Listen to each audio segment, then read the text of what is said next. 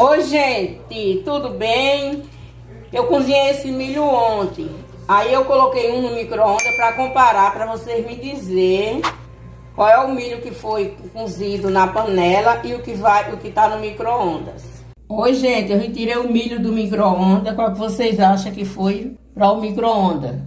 Esse, o do meio ou o último? Ó, gente, qual é o que vocês acham? E tchau aí, gente. Dê um joinha, curta, comentário, né, gente? Tchau, gente.